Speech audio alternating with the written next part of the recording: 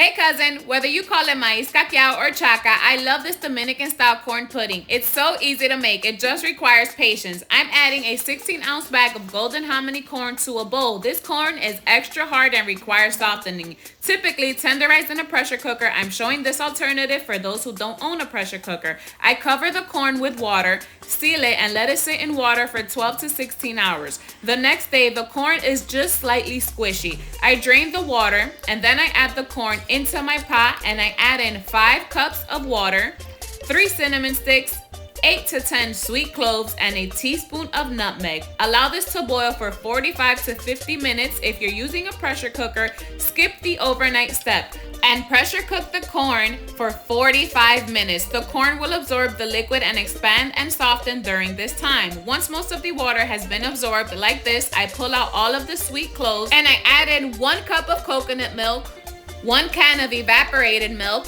1 can of sweetened condensed milk, a teaspoon of vanilla, a dash of salt, and half a cup of brown sugar. I promise it will be perfectly balanced, not too sweet. Combine and lower the flame to low, and I let the flavors marry for 15 minutes. Stir and give it a taste. Maiz Caquiao is a treat all year long, but especially during Semana Santa. Once the Maiz Caquiao cools, it will thicken. I pack some up to share with family because we all love this stuff. I hope you enjoyed this recipe, cousin. See you again next time.